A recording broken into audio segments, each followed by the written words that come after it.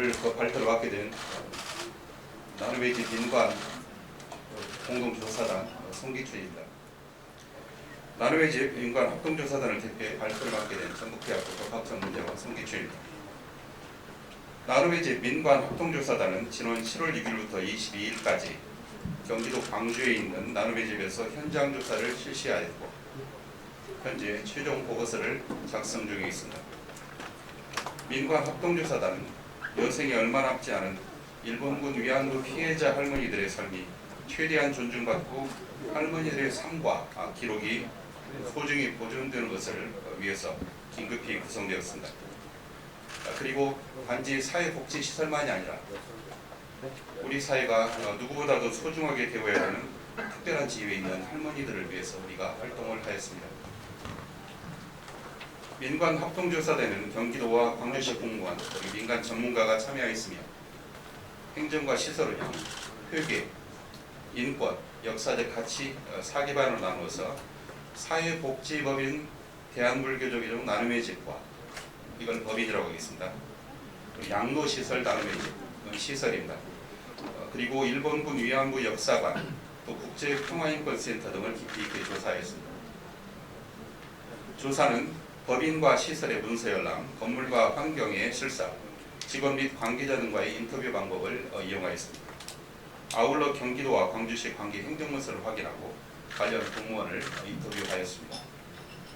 초창기 나눔의 집은 아무도 관심을 갖지 않는 위안부 피해자 할머니들의 평안한 생활을 위해 대한불교조계종 인권위원회 등 불교계의 노력과 국민들의 후원, 참여에 의해서 시작되었습니다.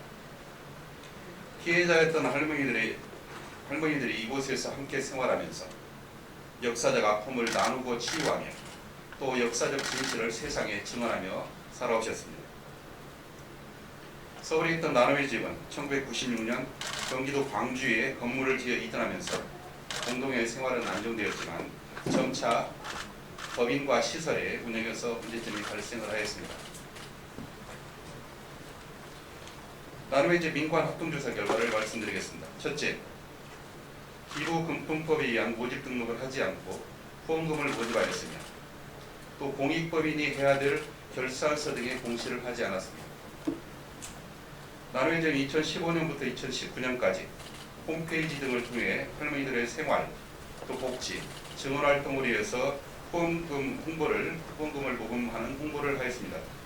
그리고 또 여러 기관에 이와 관련되는 후원 요청 공문을 발송하였습니다. 그렇게 해서 모여든 돈이 지난 5년간 88억 8천만 원 정도에 이릅니다. 그러나 나눔의 집 법인이나 시설은 기부금품법에 의한 모집 등록을 하지 않았고 국세청 홈페이지에 공익법인 결산서 등의 공시도 하지 않아 후원금의 액수와 사용 내역 등이 제대로 공개되지 않았습니다. 둘째, 후원금 대부분은 할머니들을 위해 쓰이지 않았습니다. 오히려 다른 목적을 위해 쓰이거나 기축되었습니다. 2015년 12월 한일 위안부 합의를 전후로 하여 나눔의 집 거주 할머니들에 대한 후원금이 급증하였습니다. 그러나 나눔의 집 운영법인이 할머니들의 생활과 복지, 증언활동에 대한 지원을 위한다며 모금한 후원금은 양로시설 나눔의 집이 아니라 법인 통장에 입금되었습니다. 나눔의 집 운영법인이 이와 같은 방법으로 지난 5년간 모집한 후원금 88억 원, 이 가운데서 운영법인이 사용한 금액은 토지, 임야구입 등 재산 조성비로 사용한 금액 약 26억 원을 포함해 약 38억 원에 이릅니다. 그러나 실제 할머니들이 생활하고 계신 나눔의 집에 지출한 금액, 시설 전출금입니다. 이것은 약 2억 원에 불과합니다. 이것은 전체 후원금의 약 2.3%에 해당되는 액수입니다. 그리고 이 시설 전출금도 할머니들을 위해서 직접 쓰이기보다는 나눔의 집 시설의 간접 경비로 주로 사용되었습니다. 즉 거의 대부분 이 후원금은 할머니들의 생활과 복지, 증언활동을 위해서 사용된 것이 아닙니다.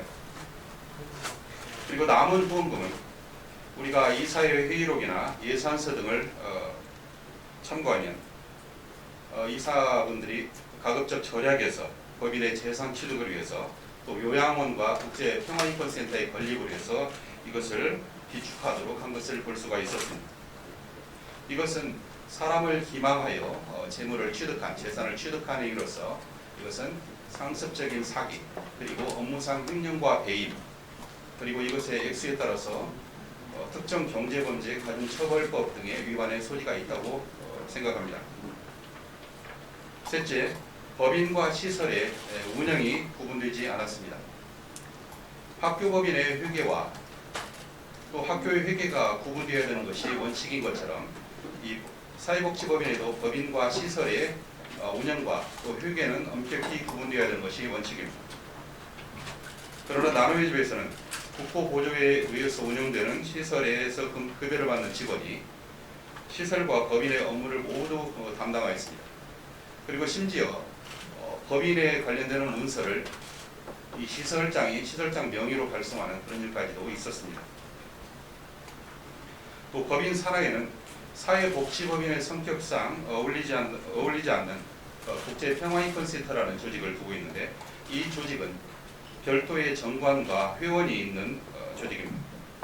그리고 경기도에 기영리 민간단체로 등록되어 있는데 최근 4년 이상 어떠한 활동 실적도 볼 수가 없었습니다. 넷째, 이사회 의결 과정에 부당한 행위가 발생하였습니다. 법률과 정관 위배의 문제입니다. 사회복지법인은 이사회 의결 시 위임이 불가능합니다. 그런데 이사회에 참석하지 않은 이사가 의결권을 위임한 이사회가 수차례 있었습니다. 또 실제 참석한 이사가 이사 정수의 과반수에도 미치지 못하는 그런 경우도 있었습니다. 정관에서 이사의 제척 제도를 두고 있습니다. 이것은 자신에 관련되는 사안의 문제에 관여함으로써 이해가 충돌하는 것을 방지하기 위한 목적인데 이러한 제척 제도를 규정한 정관을 위반하여 이사 후보자가 이사의 선임 절차에 관여한 것이 여러 차례입니다. 극단적인 경우는 2019년 11월, 작년 11월 29일에 있었던 이사회인데 여기서는 사회에서 3인이 선출된 것으로 되어 있습니다. 사회이사는 사회복지협의회나 이런 데서 9명을 추천받아서 3명을 선출하도록 되어 있기 때문에 이 현재의 그 사회이사가 거기에 후보로 들어있다면 이 세 사람은 한꺼번에 제척되는 것이 마땅합니다. 그러나 이 세 사람은 자신들의 사회이사 의결에 관련되는 안건에 참여하였습니다. 이것은 정관에 위배되는 것이고 이 사람들을 제외하고 나머지 이사를 가지고 이 이사회의 정족수를 계산해 보면 정족수 5명에 미치지 못하는 것으로서 이것은 정족수 미달의 이사회로서 결국 이사회 자체가 성립할 수 없는 것이기 때문에 사회이사의 선임 이 자체도 효력이 없다 이렇게 볼 수가 있겠습니다. 2015년부터 19년까지 총 11차례 이사회죠. 공익법인법상의 서면 결의 금지 규정을 위반한 이사회가 5차례, 그리고 그 중에 3차례는 제도 과반수가 참석하지 않은 것으로 확인되었습니다. 그리고 이사회 회의록에서 간인이 어긋나는 등 회의록이 조작되었을 그런 혐의가 있는 부분도 발견이 되었습니다.